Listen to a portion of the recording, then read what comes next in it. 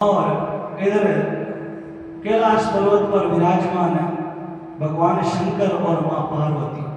भगवान शंकर ने जैसे ही अपनी समाधि लगाई और प्रभु का स्मरण किया तो उन्हें भगवान के दर्शन वैकुंठ में नहीं होकर उन्हें भगवान का छोटा सा रूप अलौकिक रूप दिखाई दिया। महाराज भगवान शंकर को भगवान नारायण के अद्भुत दर्शन हुए, एक छोटा सा रूप और किस प्रकार का भगवान का रूप दिखने लगा। माथे पे मुकुट देख, चंद्र की चटक देख, छवि की छटक देख, रूप रस पीजिए, कुंडल अलिन्य देख, अलगन की पलकन देख, सर्व रस दीजिए, पीतांबर की ओर देखो, मुरली की ओर देखो, सांवरी की ओर देखो, देख वही कीजिए। भगवान का सुंदर रूप दिखने लगा। माथे को तो मोर मुकुट धारण किए हुए, हाथों में मुरली और सांवरे के पीतांबर धारण किया हुआ ऐसा छोटा सा रूप महादेव जी को दर्शन दिया। तो महादेव जी को मालूम पड़ा कि प्रभु तो कुछ लीला कर रहे हैं और प्रभु के उस दिव्य दर्शनों के लालयित में इच्छा में भगवान शंकर भी वहां से रवाना होने लगे। तो मां पार्वती ने पूछा, अरे प्रभु आप कहाँ जा रहे हो?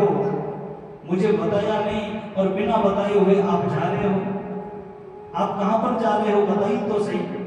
महादेव जी कहने लगे, अरे मैया, अरे देवी पार्वती, भगवान नारायण एक इस मृत्यु लोक पर लीला कर रहे हैं। माँ यशोदा की गोद में छोटे से बालक बनकर खेल रहे हैं। मैं उन साक्षात नारायण जगन्नाथ के दर्शन करने के लिए जा रहा हूँ। जैसे ही ये बात पार्वती ने सुने, पार्वती जी बोलने लगी, प्रभु हमें भी आप साथ में लेकर चलिए, प्रभु मुझे भी नारायण के दर्शन करने हैं।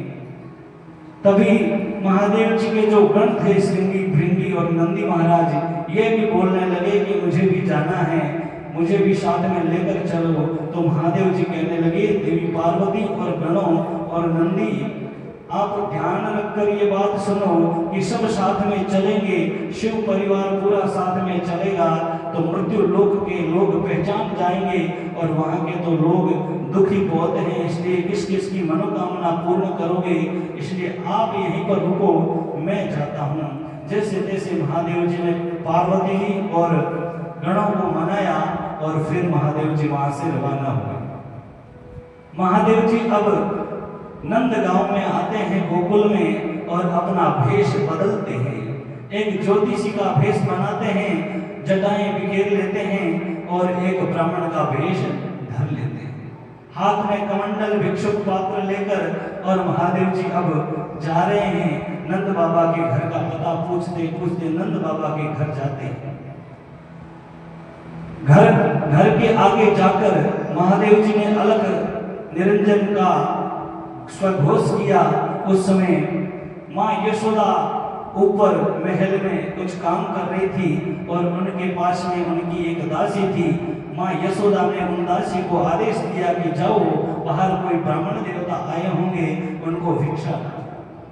दासी आती है भिक्षा लेकर और महादेव जी को भिक्षा डालने के लिए आती है तो दासी भी डर जाती है, क्योंकि महादेव जी ने एक अघोरी का जैसा रूप बनाया ज्योतिषी का। दासी डर जाती है, फिर भी वो बोलती है, महाराज आप भिक्षा लीजिए।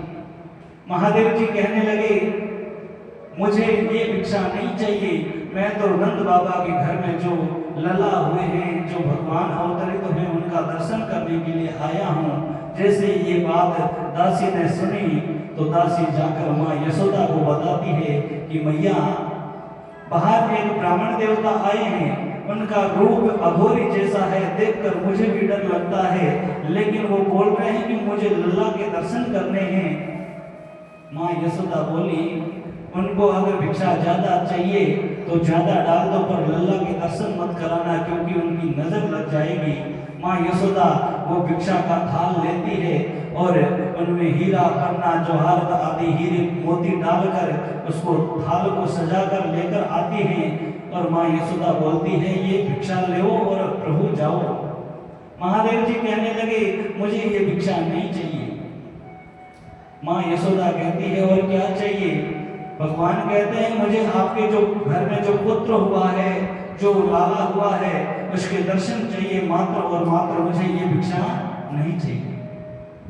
माँ यशोदा कहने लगी, अरे ब्राह्मण देवता, आपका रूप देखकर मुझे ही डर लगता है, अगर मैं मेरे लाले को बाहर लेकर आई तो आपकी नजर लग जाएगी। जैसे ही यशोदा ने नजर की बात कही, महादेव जी कहने लगे, अरे मैया, तुम किसके बारे में बात कर रही हो?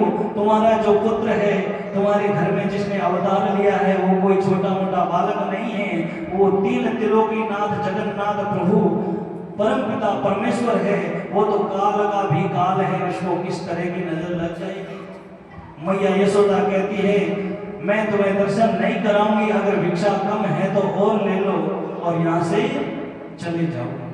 महादेव जी कहते हैं, मुझे ये भिक्षा नहीं चाहिए, चाहिए आप इससे 10 गुना अगर मुझे ज्यादा भिक्षा दोगी तो भी मैं स्वीकार नहीं करूंगा, मुझे तो सिर्फ और सिर्फ दर्शन करने हैं। मैया यशोदा कहती है, मैं दर्शन नहीं कराऊंगी, ये मेरी हट है। जैसे ही मैया यशोदा ने ये हट के बारे में बात की तो महादेव जी कहने लगे कि मैया, तुमने मेरा हट देखा नहीं है। हट 3 प्रकार के बताए गए हैं। हट यानी जिद। जिद 3 प्रकार की बताई गई है। एक तो बाल हट, जो अगर कोई बालक जिद पकड़ ले, हट पकड़ ले कि मुझे ये खिलौना चाहिए, जब तक हम उसको वो खिलौना नहीं देंगे तब तक वो हट नहीं छोड़ेगा। उसी प्रकार दूसरा हट बताया है स्त्री हट। अगर स्त्री घर के अंदर कुछ आभूषण की मांग कर ले, जिद कर ले कि मुझे तो चाहिए ही चाहिए, मुझे 10 तोला की आर्ट चाहिए ही चाहिए, तो वो लाकर नहीं देते हैं, तब तक घर में आराम से रोटी नहीं खा पाओगे, भोजन नहीं कर पाओगे। ये भी एक हट बताया है। लेकिन तीसरा हट सर्वोत्तम बताया गया है, सबसे ऊंचा बताया गया है। तीसरा हट कौन सा? जोग हट। जो साधु संत हट करते हैं, साधु संत किस चीज का हट करते हैं? प्रभु को प्राप्त करने का हट करते हैं कि मुझे जब तक ईश्वर नहीं मिलेंगे तब तक मैं ये जिद छोड़ूंगा नहीं, तब तक ये मैं भक्ति छोड़ूंगा नहीं। इसीलिए भगवान से दूसरी तो जिद हम भी करते हैं, लेकिन कभी कभी भगवान को प्राप्त करने की जिद भी ठान लीजिए, क्या पता भगवान मिल जाए। लेकिन हम तो इस संसार में जो नहीं मिलने वाली, जो कुछ दिन हमारे पास रहने वाली वस्तु है, उस चीज को ही भगवान से मांगते हैं, उस चीज का ही हम हट करते हैं। कभी कभी भगवान से हट कर लिया कभी भगवान से जिद कर लिया कि करो कि प्रभु आप एक बार दर्शन दो, अगर जब तक आप दर्शन नहीं दोगे तब तक मैं यहाँ से हटूंगा नहीं। महादेव जी कह रहे हैं, जब तक प्रभु मुझे दर्शन नहीं देंगे तब तक मैं आपके घर के चौखट पर बैठा रहूंगा, सामने आसन लगा लूंगा। मैया यशोदा कहती है, मैं तुम्हें दर्शन नहीं कराऊंगी, चाहे तुम आसन लगाकर बैठो या खड़े रहो। महादेव जी कहते हैं, मैया तुम आज तो दर्शन नहीं कराओगी, लेकिन जिस दिन तुम्हारे लला का नामकरण संस्कार होगा, सूर्य पूजन होगा, अपनी मारवाड़ी भाषा में कहें माथो धोवाड़ो, नामकरण संस्कार होगा, उस दिन तो आप आंगन में लेकर आओगे, तब तक मैं यहीं पर खड़ा रहूंगा और उस दिन देख लूंगा तुम्हारे लाले को। मैया यशोदा कहती है, मैं बाहर आंगन में लाऊंगी ही नहीं, मैं अंदर महल में ही ये सब कार्य पंडित जी से करवा लूंगी। महादेव जी कहते हैं, चलो अब नामकरण संस्कार पर तुम्हारे पुत्र का तुम मुझे दर्शन नहीं कराओगी, जिस दिन तुम्हारा लल्ला थोड़ा बड़ा हो जाएगा और स्कूल जाने के लिए लायक हो जाएगा, और वो जैसे ही स्कूल जाएगा उस समय मैं देख लूंगा, तब तक मैं यहीं पर बैठ जाऊंगा। मैया यशोदा कहती है, अरे ब्राह्मण देवता, मैं मेरे पुत्र को घर में ही पढ़ाने का काम करवा दूंगी, मैं मास्टर जी को यहीं पर, गुरु जी को यहीं पर बुला लूंगी और यहीं पर घर के अंदर ही स्कूल खुलवा दूंगी, बाहर भेजूंगी ही नहीं, कैसे दर्शन कर पाओगे? महादेव जी कहते हैं, मैया इससे भी अगर आप अपने पुत्र को अंदर रख लोगी, जिस दिन तुम्हारा पुत्र बड़ा हो जाएगा, विवाह करने के लायक हो जाएगा, जिस समय वो दूल्हा बनकर किसी गांव की गलियों में से निकलेगा, तब मैं देख लूंगा। तब तक यहीं पर बैठता हूँ, मेरे क्या काम है वहां पर, क्योंकि महादेव जी को तो वहां पर कोई काम है नहीं, वो तो वहां पर बैठो यहाँ पर बैठो, उनको तो भक्ति करनी है। अगर वो समाधि में बैठ जाते हैं तो हजारों साल तक उनकी समाधि खुलती नहीं है। महादेव जी मन में विचार कर रहे हैं कि मुझे वहां पर क्या काम है, मैं तो यहीं पर बैठे बैठे भगवान का भजन कर लूंगा। महादेव जी कह रहे हैं तुम्हारे पुत्र का विवाह होगा तब देख लूंगा। माँ यशोदा अपने घर का दरवाजा बंद कर लेती है और अंदर जाकर बैठ जाती है। महादेव जी घर के सामने, घर के दरवाजे के सामने एक पेड़ था, उस पेड़ के नीचे महादेव जी बैठते हैं अपना आसन लगाकर, और उस दिन से भगवान का एक, महादेव जी का एक नाम पड़ता है, उसका नाम है आश्नेश्वर महादेव। बोलिए आश्नेश्वर महादेव। गोकुल के गांव में आज भी उन महादेव जी के, आश्नेश्वर महादेव के नाम से वो मंदिर स्थित है। महादेव जी वहां पर बैठ जाते हैं और समाधि लगा लेते हैं, पलक बंद कर लेते हैं और भगवान का स्मरण शुरू कर देते हैं और मन ही मन में ध्यान करते हैं, प्रभु आप लीला तो कर रहे हैं प्रभु, लेकिन मैं कैलाश पर्वत से चलकर आया हूँ और अगर आज आपने दर्शन नहीं दिए तो मैं मानूंगा कि मेरी भक्ति कभी सफल नहीं होती। जैसे ही भगवान ने अपने करुण भाव प्रकट किए, वो भाव भगवान श्री कृष्ण को अंदर उनको जगा दिए और भगवान कृष्ण जाग गए और मन में विचार करने लगे कि महादेव जी कैलाश पर्वत से चलकर आए हैं और मेरा भी मन हो रहा है कि मैं इस रूप में महादेव जी के दर्शन करूं और उनकी भी बड़ी इच्छा है कि मैं उनकी दर्शन करूं। भगवान कृष्ण मन में विचार कर रहे हैं कि ऐसे तो मैया मुझे बाहर ले जाकर महादेव जी के दर्शन कराएंगी नहीं। तो भगवान कृष्ण ने एक बार लीला शुरू की। वो कौन सी लीला? रोने की लीला। बाल कृष्ण भगवान अब धीरे धीरे रोने प्रारंभ हुए।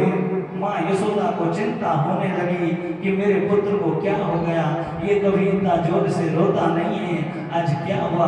विचार करती है इसके पेट में दर्द है या कान दुख रहा है, क्या कुछ हो गया, बालक बोल कर कह तो नहीं सकता। लेकिन माँ यशोदा अब वैद्यों को बुलाती है, वैद्यवानी डॉक्टर। अब अपन डॉक्टर के वहां पहला टाइम वैद्य जी कहता, नाड़ी वैद्य। मैया यशोदा डॉक्टरों ने बुलाना शुरू करी। वैद्य जी आया बड़ा बड़ा और बहुत जानीकार आया और भगवान कृष्ण ने चेक करे, लेकिन कोई बीमारी लाते नहीं। माँ यशोदा बड़े बड़े जानीकार को, वैद्यों को, डॉक्टरों को बुलाती है, लेकिन कोई कारी लगती नहीं है और बड़े बड़े झाड़ीगरों को बुलाती है और अच्छी अच्छी औषधियां खिलाती है, लेकिन भगवान कृष्ण कहाँ चुप रहने वाले। जैसे जैसे समय बढ़ता जाए वैसे वैसे हमारे प्रभु भगवान कृष्ण जोर जोर से रोना प्रारंभ करते हैं। पूरी जो माँ यशोदा ने पूरे उपाय करने थे वो सारे कर लिए, कोई कार्य लगे नहीं। फिर दासी जैसे ही बाहर आकर देखती है महादेव जी के सामने, तो महादेव जी का मुख राम राम नाम से, उनके महादेव जी का मुख हिल रहा था नाम के मंत्रोच्चार से। तो दासी ने सोचा और जाकर माँ यशोदा का कहने लगी कि मैया बाहर जो बाबा जी आए हैं वो सुबह से बैठे हैं और वो अपने मुख से कुछ मंत्र फेंक रहे हैं, कुछ टूणे टोटके कर रहे हैं, जिससे हमारा पुत्र अंदर बैठे बैठे रो रहा है, वो कुछ जादू कर रहे हैं। माँ यशोदा को आभास हुआ कि सारे संत महात्माओं से हमारे पुत्र लल्ला का आशीर्वाद दिला दिया, लेकिन ये बाबा जी रह गए। हो सकता है इनके आशीर्वाद से मेरे पुत्र ये रोना बंद हो जाए, इसकी तकलीफ है वो मिट जाए। माँ यशोदा अब थक चुकी थी, फिर भी माँ यशोदा ने हिम्मत करके भगवान कृष्ण को अपने कपड़ों में लिपटाया और अपनी गोद में रखकर भगवान कृष्ण की सिर्फ आंखें और हाथ और मुख खुला रखा, बाकी भगवान कृष्ण को पूरा कपड़ों से ढक दिया गया। और माँ यशोदा अपने साड़ी के पल्लू में छुपाकर भगवान बालकृष्ण को बाहर लेकर आई और महादेव जी को कहने लगी, हे ब्राह्मण देवता, आप कहते थे ना दर्शन करवाओ दर्शन करवाओ, मेरा पुत्र रो रहा है, अगर इसको चुप करवा के देखो तो मैं आपको जानूं, मैं आपको मानूं। महादेव जी को जैसे आवाज दी, महादेव जी तो झट से आसन से खड़े हो गए और नाचने लगे महाराज। और पास में आकर प्रभु को देखा, महादेव जी ने अपनी दृष्टि भगवान श्री कृष्ण के चरणों की ओर घुमाई और जैसे ही भगवान कृष्ण और महादेव जी का मिलन हुआ, आज हरि और हर का मिलन हुआ महाराज, भगवान कृष्ण थोड़े से शांत हो गए। पहले जोर से रो रहे थे, अब धीरे हुए। अब महाराज फिर भी महादेव जी के मन में शांति प्राप्त नहीं हुई, क्योंकि प्रभु सामने है, लेकिन प्रभु को जब तक स्पर्श नहीं किया जाए तब तक महादेव जी कहाँ चुप रहने वाले। महादेव जी कह रहे हैं, मैया तेरे पुत्र का अगर हाथ मुझे दिखाई, तेरे पुत्र को अगर मेरे हाथ में दे तो पहले तो ये चुप हो जाएगा, दूसरा तुम्हारे पुत्र के हस्तरेखा देखकर मैं बता दूंगा कि तुम्हारा पुत्र कितना बड़ा अफसर बनेगा, क्या बनेगा, मैं इनके भविष्य के बारे में बता सकता हूँ। ये महादेव जी कही। महादेव जी ने जैसे ये बात कही, माँ यशोदा ने अपने हाथ से भगवान कृष्ण को महादेव जी के हाथ में दिया। जैसे ही महादेव जी के हाथ में प्रभु आए और भगवान कृष्ण रोना बंद हो गए।